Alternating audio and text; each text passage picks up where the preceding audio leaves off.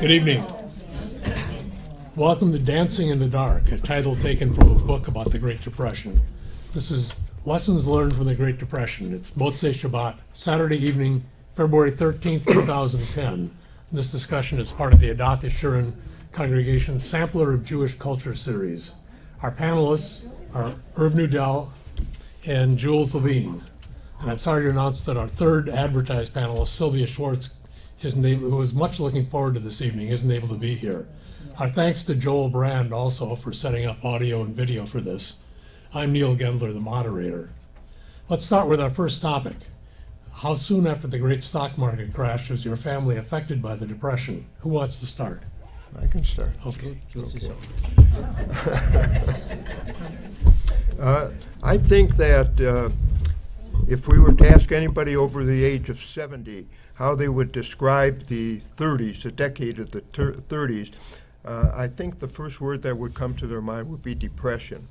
Not in a sad sense of depression, but what they called the Great Depression. And that was a term that was very familiar, just like before and after World War II, it was the war, we all knew what it was. But later, there's been many, many wars since then.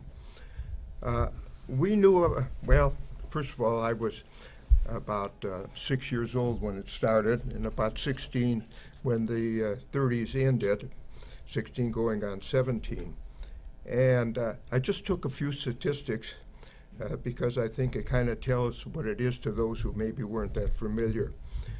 In 1932, 25% of the population was unemployed, and the average wage was less than 60 cents an hour, and very few people worked 40 hours. Like my father, I remember he would come home sometimes and I'd hear him say to my mother, well, I got 2 days of work this week, or I got 3 days of work this week. But when we started out, I always considered ourselves like middle of the road, like middle class. We bought a home right before the Depression at 702 Russell, and that was, in my mind, kind of a little bit upscale there. And That's Russell Avenue North. That's Russell Avenue North, but we weren't in the Homewood District. The Homewood District started at 10th, or Oak Park, I think they called it. But the blocks each block was like 2 blocks. It was 6th and 8th, 8th to 10th, and so forth. And Dad, they bought the home for $5,000. And I remember my dad had a trunk, and the trunk was sacrosanct.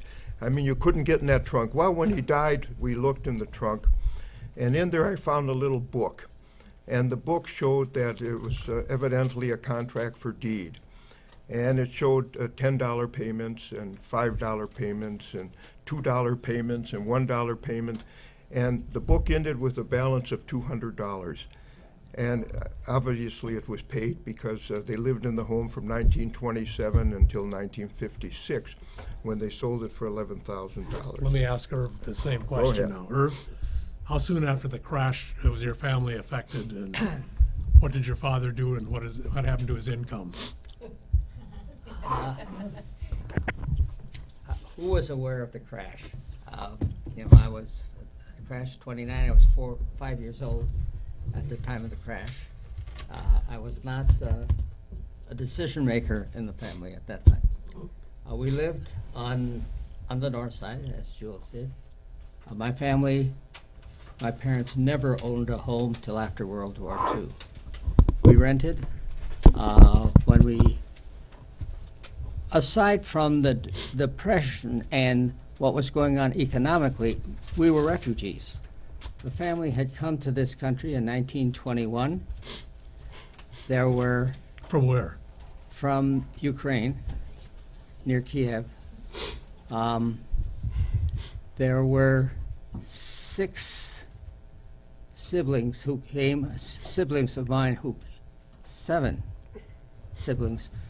who came from Europe, all born here. I was the first person in my family born in this country, and I was born in 1924.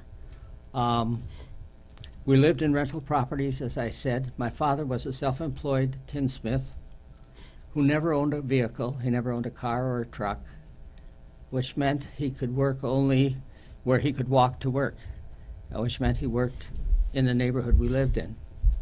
He would carry his tools to the job site and have the materials he needed to work with delivered to the job site.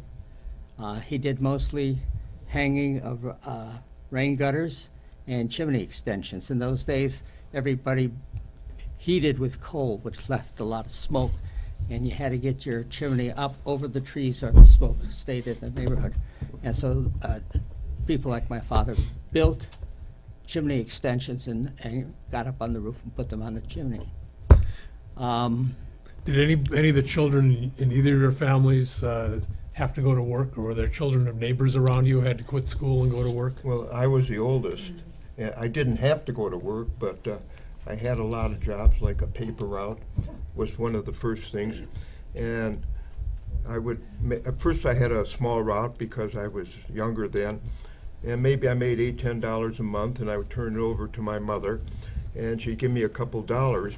But then a few years later, as I got a little older, I negotiated a deal where I would keep the money, and then I would give I would give $2. I think I would give $2 a week, but I had the rest of the money. And all through there, I always managed to work, and I think from that time on, naturally it bought me clothes and that, but I never had to ask for spending money because of the various things I was able to do. Herb, what about your siblings? Well, some of my siblings were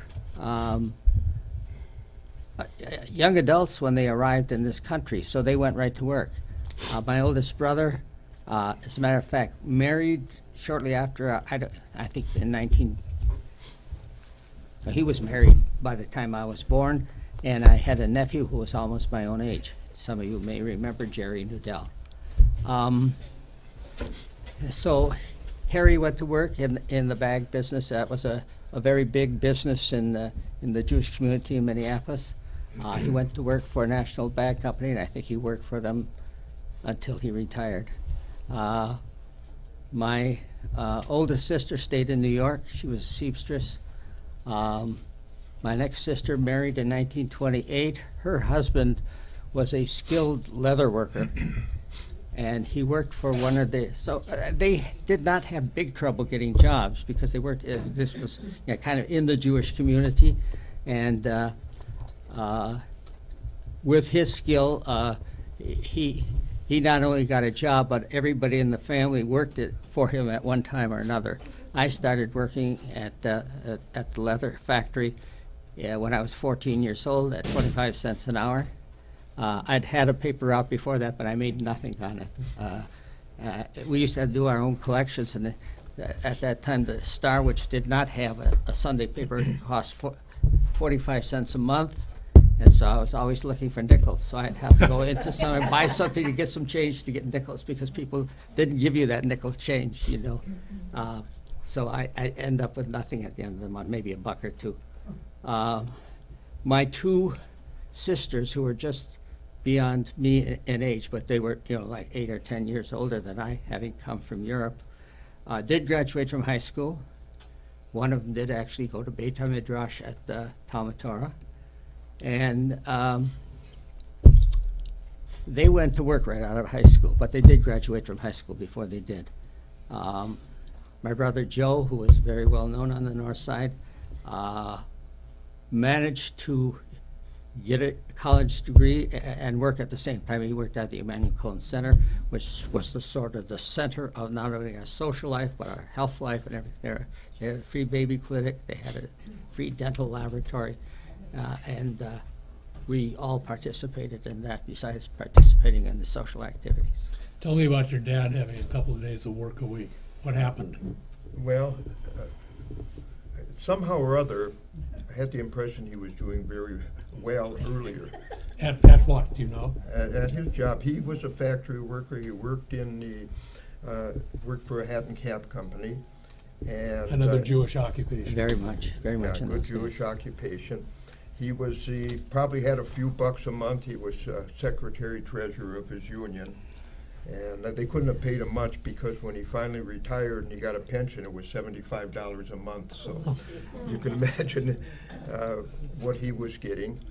And they bought the house. None of my other family bought homes, or they all rented, and we moved from the near north side to the farther. So I felt, well, we went to John Hay, and most of the kids there were like I was. There were about maybe 4 or 5 Gentiles in our class, and oddly enough, as I started thinking about it, I was as friendly with them as I was with my Jewish friends. And when there'd be a holiday, you know, there'd just be a few of them that were left there in school. And as the Depression came on, that's when I told the story about he'd work 2 days a week, 3 days a week, whatever it was. But I don't know, I even remember that I went with him once. The reason I knew how old he was is because he signed the papers there. He went as a co-signer for a relative of ours. So I don't know how they said, but I think my sister and I, brother, we give my mother the credit for them being a money manager, because she was fantastic, and neighbors, she had big shoulders. She wasn't big, but they all would come. They could cry on her shoulders, and she was the comforter of the neighborhood there. And some of them had their electricity turned off, their telephone turned off, and stuff like that. That never happened to us. And there's one family in particular who she was a little bit younger, and later, after the war, her husband became quite successful. But that's the way it was in those days. Do you know of any changes that your household had to make because of the Depression, because your father couldn't work regularly? I really can't think of any. You know, I knew, you know, there'd be milk. I wouldn't drink too much of it. Stuff like that, I kind of knew that you just didn't go and go to the refrigerator and take everything out of there. What about helping relatives? Did either of you have a lot of relatives coming to you for help, or did you go to relatives for help? Well, you know, we had a big enough family so we could stay and do everything within the family. We did not, there was a family that had sort of sponsored us originally, and so we had, apparently we had some financial obligation to them, so periodically my mother would collect some money and give it to them. But other than that, we didn't have any relatives that we counted on.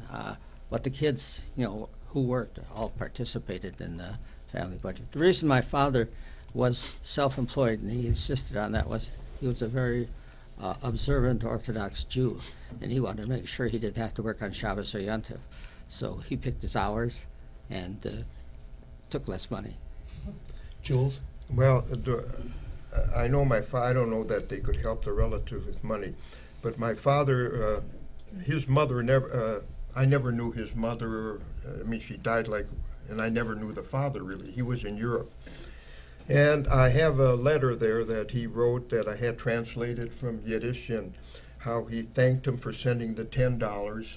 And when you say that's helping relatives, and how troubled he was.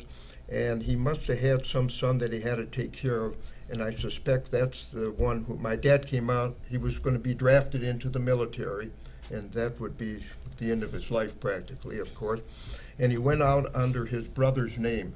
And because the father had to take care of the brother, I assumed he had some sort of a disability. But the letter thanked him expressly. You got any old clothes to send me? You have anything this? So that's who they helped, and they didn't. If they sent him $10, that would be like somebody giving $1,000 or something, who was just a plain working person. Were you aware of changes in the Depression caused in the Jewish community, or in retrospect,